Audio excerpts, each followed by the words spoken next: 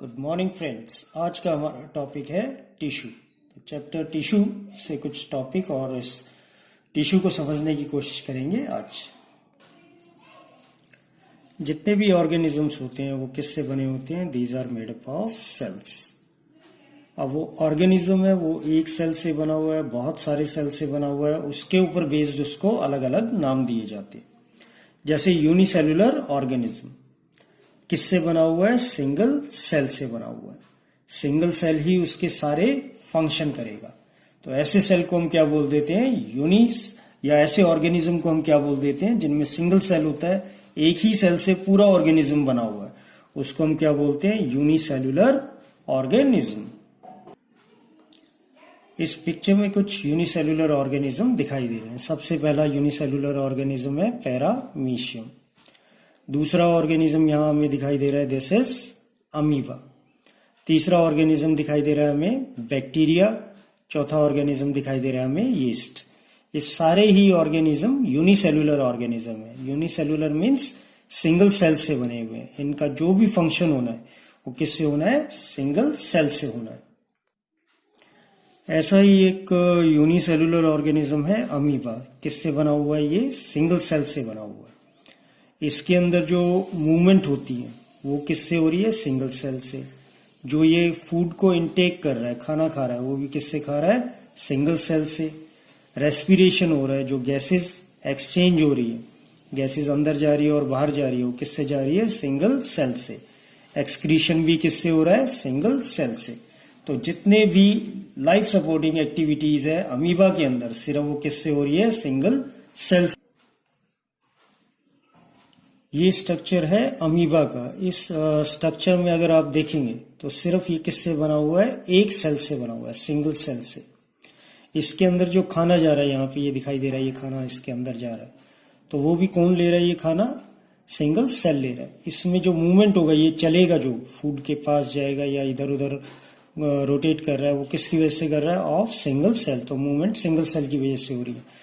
फिर अगर इसमें एक्सक्रीशन होगा वो भी सिंगल सेल की वजह से। जो ब्रीदिंग, जो रेस्पिरेशन होगा वो भी किससे होगा? Because of single cell. तो ये हमारे पास किसका डायग्राम है? Of amoeba. अगर हम बात करें मल्टी सेल्यूलर ऑर्गेनिज्म की, तो सबसे पहली चीज वो मिलियन ऑफ सेल से बना होता है। सारे सेल स्पेशलाइज्ड होते हैं एक पर्टिकुलर कोई फंक्शन है उसको करने के लिए। फिर कुछ ये जो ग्रुप होता है सेल का, ये कुछ फंक्शन परफॉर्म कर सकता है, और वो फंक्शन भी कैसे होंगे? Particular function. जैसे कुछ मिलके सिर्फ मूवमेंट कर रहे हैं, कुछ सेल्स मिलके सिर्फ एक्सक्रीशन के लिए लगे हुए हैं, कुछ सेल मिलके सिर्फ ब्रीदिंग या रेस्पिरेशन में आ रहे हैं। तो इनका एक पर्टिकुलर फंक्शन होगा, अपने फंक्शन को ये एफिशिएंटली परफॉर्म करते हैं। तो ये कुछ ग्रुप ऑफ सेल्स होते हैं जो मल्टी सेल्यूलर ऑर्गेनिज्म में मिलते हैं। तो देखते हैं कुछ मल्टी सेल्यूलर ऑर्गेनिज्म कौन कौन से हैं हमारे पास। ये कुछ एग्जांपल है मल्टी सेल्यूलर ऑर्गेनिज्म के। जैसे इंसेक्ट मल्टी सेल्यूलर है, बहुत सारे सेल से ये बना होता है। ह्यूमन बॉडी भी मल्टी सेल्यूलर है क्योंकि ये बहुत सारे सेल से बना हुआ है। प्लांट की बॉडी भी मल्टी सेल्यूलर है because it is made up of millions of cells. तो ये हमारे पास तीन एग्जांपल है, insect, human body, plant body. These are examples of multicellular organism.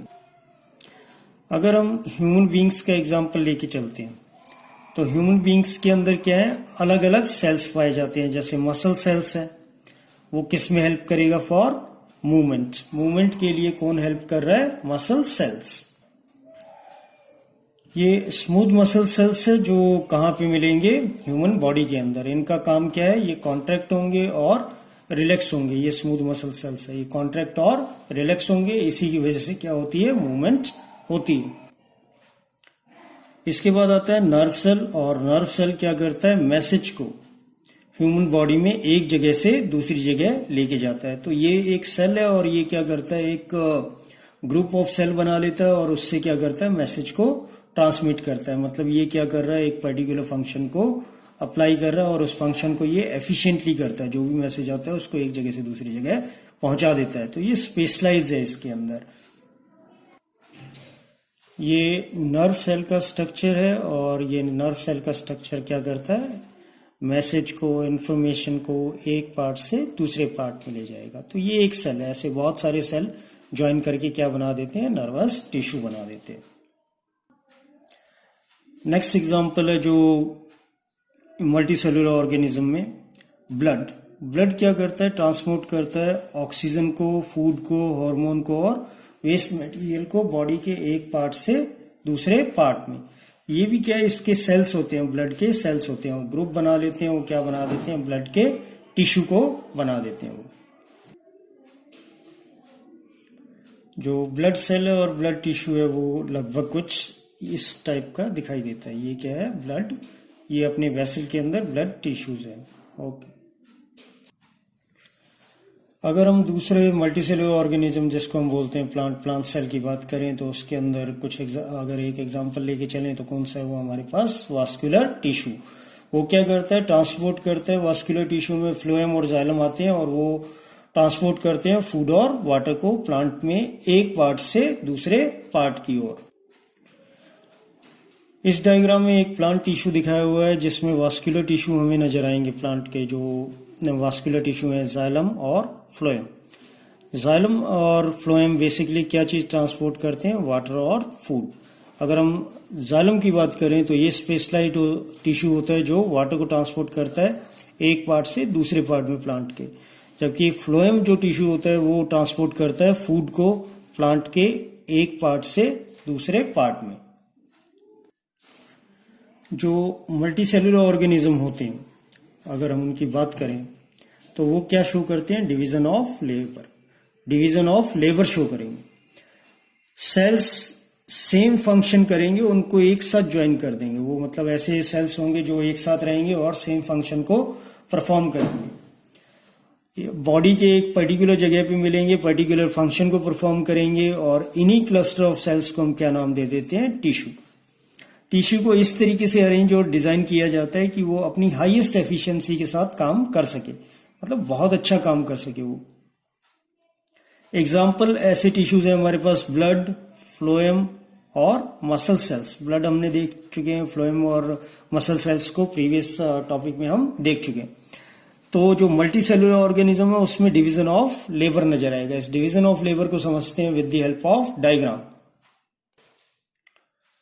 इस डायग्राम में डिवीजन ऑफ लेबर समझाया गया है। जैसे यहाँ पे जो मसल सेल्स हैं या मसल्स हैं, वो मसल्स किसके लिए रिस्पॉन्सिबल है, फॉर मूवमेंट। तो जो भी मसल सेल्स मिलके टिश्यू बना रहे हैं वो किस में हेल्प करेंगे, मूवमेंट में। ऐसी नर्व सेल है, वो एक नर्वस टिश्यू बना रहा है तो वो क्या करेगा, कैरी करेगा मैसेजेस को from one place to another. मतलब ये नहीं कि एक ही सेल या कुछ ग्रुप ऑफ सेल सारे फंक्शन परफॉर्म कर रहे हैं। अलग अलग ग्रुप ऑफ सेल्स हैं, अलग अलग टिश्यूज हैं, वो अलग अलग फंक्शन परफॉर्म कर रहे हैं।